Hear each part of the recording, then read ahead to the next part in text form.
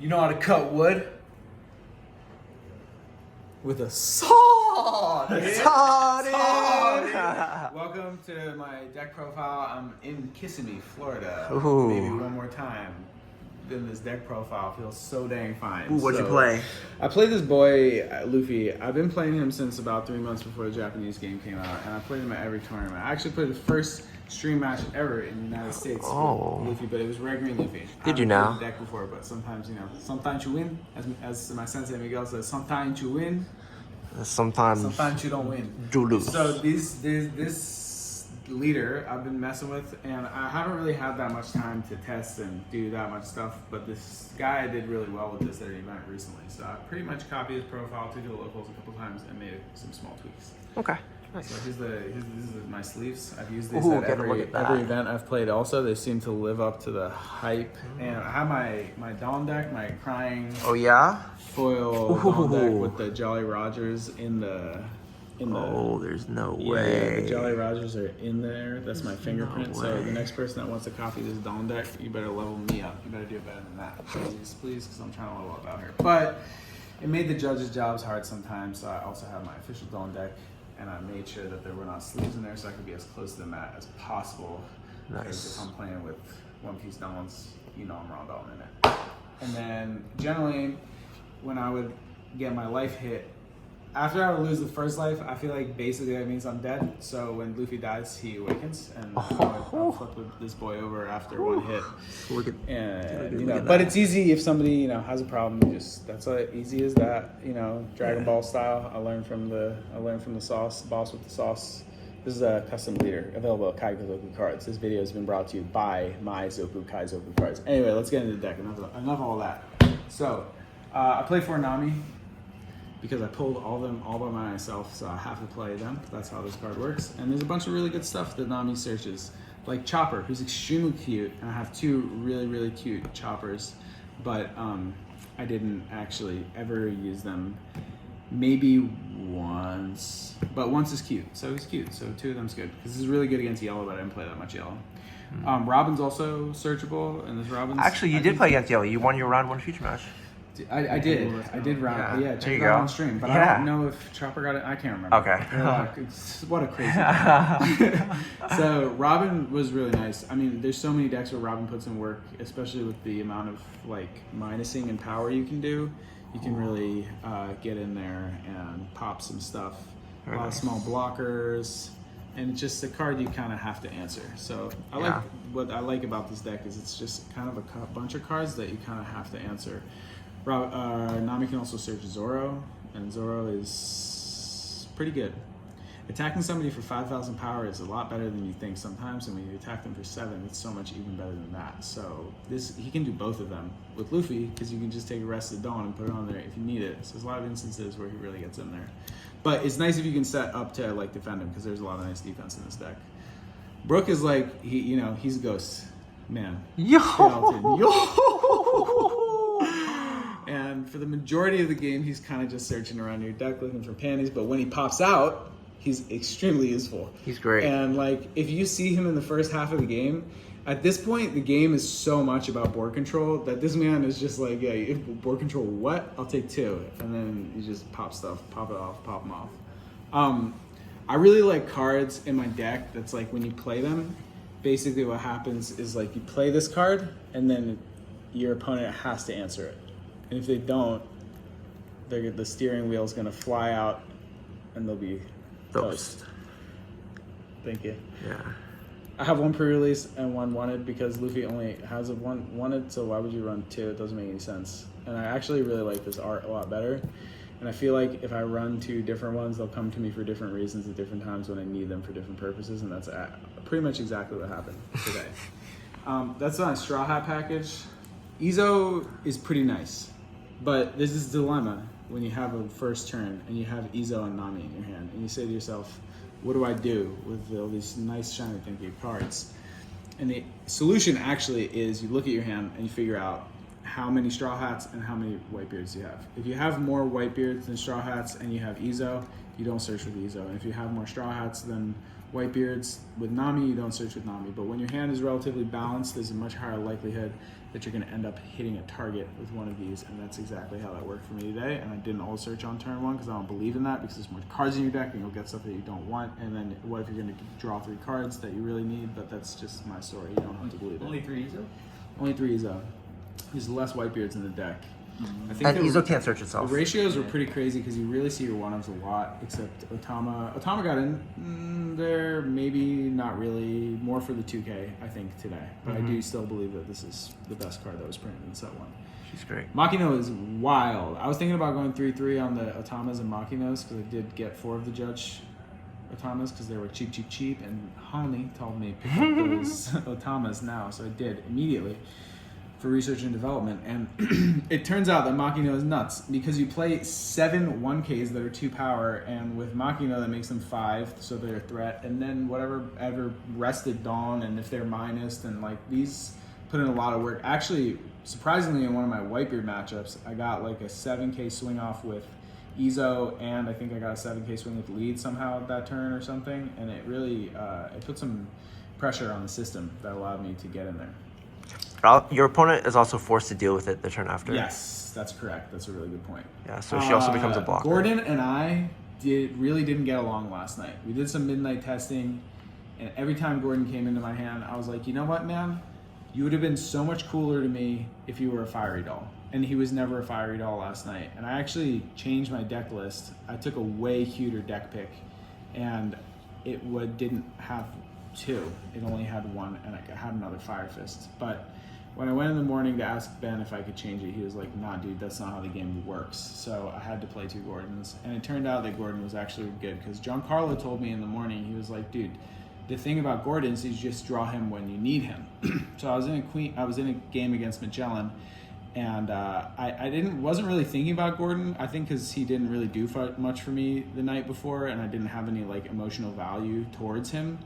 But there were 2 kings on board, and I had 2 life left, and I countered 1 swing, and the next one, I felt like there was something in my life that I needed to get me the game. And lo and behold, Gordon served his purpose exactly. It was a Gordon.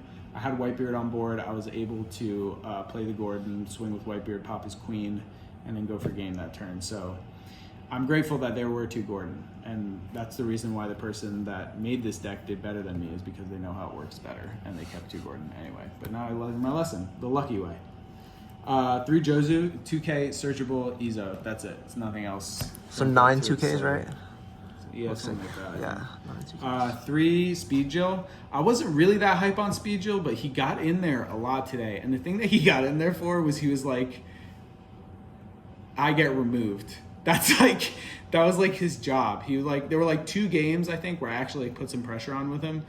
But for the majority, he was like, I get played and then I get killed, which was kind of fine because the other 6 power cards are a lot better than Speed Jill. So if they're going to kill something, it's kind of better that they just kill this. And then, you know, obviously the one Marco, you all know this man's story.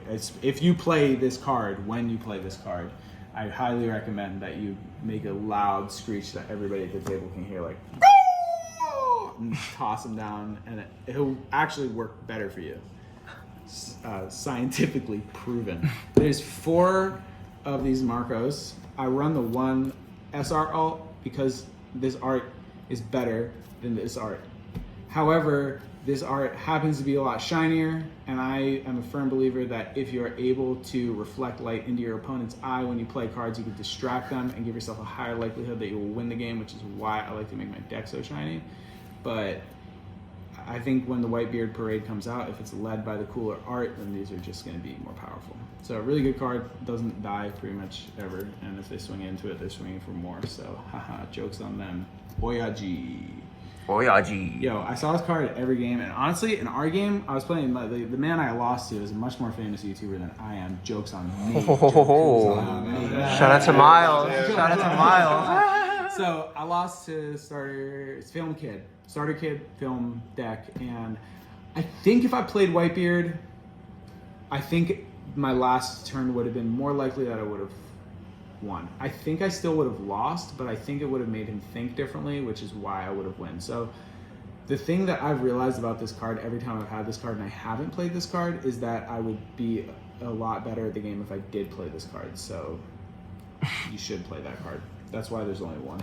And then for guard point, because guard point is wild. And guard point makes you find radical beam because you live longer, so you see more cards, so you see radical beam because you play 4 guard point. I cut this to 2, which I don't think hurt me today, but I felt like I dodged all the Dofis, which was lucky. And since I didn't play Dofi, I really never needed more than 1, even the law match. Maybe if I had 2 in another law matchup, I would have gotten that. I did lose to the law. But 2 felt fine to me. You can discard it for him. You can discard it for itself. And like it's really a neg on your hand when you play this card anyway, but it feels so cool when you do. So having the opportunity to, but not doing it too many times is the best way to not, like blow your fire low. This is 1. I used it once. Didn't trigger it, but it was really good when I used it once. So 1, it seems fine. 1, this was 2 in the other list, but I cut this to 1 for my secret boss. Because if you don't have secret boss, I think like the secret to the deck actually is like people always want to know how spicy your deck is, and there's actually a mathematical equation you can apply to your deck that will determine the spiciness of your deck. If you raise the number 6 to the power of 1 copies of cards that you have, whatever that number is, that's the capsaicin level of your deck. So I ran a lot of 1-ofs because I wanted my deck to burn me when I touched it so that I could become acquainted with it and play this game with it. So 1 jet pistol was fine, and I triggered it exactly when I needed. I saw it all day. This was an all-day card. I had to trash it once off of a trash my life, whatever, but I was fine. But all day, Frankie got in there. I expected him to, come a little short once. That's reasonable. That's fine. Diable Jam got in there the one time that I needed it also, so it was great that I just ran 1. There was one game, I think against the law player, I would have won that game because he had 1 life left. If I made it through that turn, I had a Jambe and a 5-cost Luffy in hand. I think I could have gotten in there, but the law player I played was a genius. He got in the top 8. He's very, very good, and his muscles were way bigger than mine. So I thought if I dropped in there with my foot at the wrong time, I probably would have gotten knocked out anyway. So didn't want to do that to myself. And the real heat, the card of the day, Fiery Doru. This card's crazy. All right, what does this card do for you? This card is when you pay 2, you give your leader +4. So your leader becomes a 9 off 2, which is really valuable, more than you'd think, because now your Dawn is doing double Dawn. And in Luffy, it's crazy because your leader becomes 10 with the rest of the effects. So that's really good. But the best thing about this card is its trigger. And I feel like if you created your deck and you gave it a heart, then it listens to you. And when you really need it, exactly at the right time, it'll come out and get to you. Now, my performance wasn't like completely top notch, but I did get enough, I think, to get an invite, which is what I went there for. And I got to do it with Luffy, and that felt really good in my bones. And I wouldn't have been able to do it without this card. And I got this card exactly when I needed this card. I was like, boom. No, but I was actually, it was my last match. My opponent had Thatch and Ace and leader swing, and all is Dawn open. He swung for 9 with leader. I had exactly 9. He swung for 11, and I got a 2K. He swung for 11 with ace. I had exactly 11.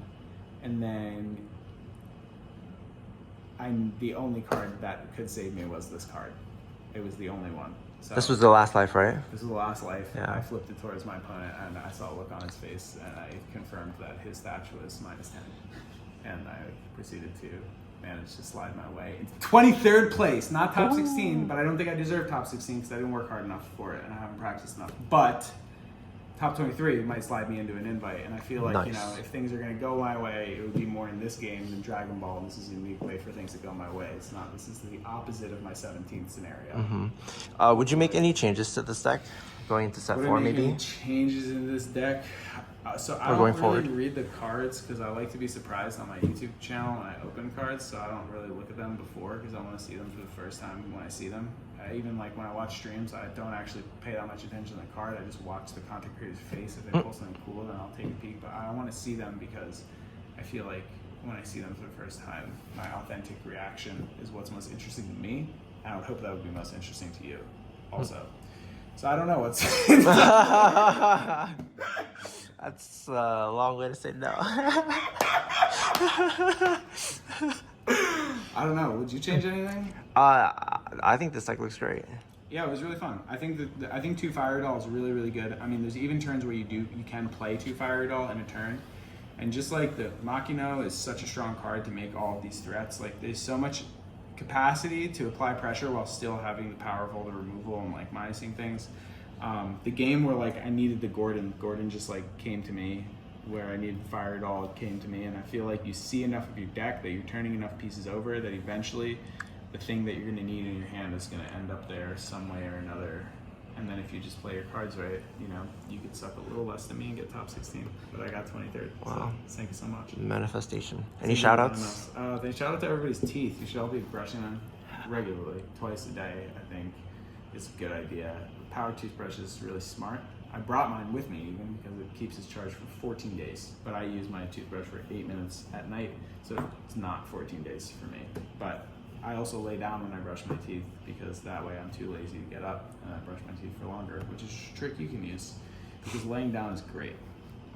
Thanks for coming to my unsolicited deck profile. Ah, nice. All right.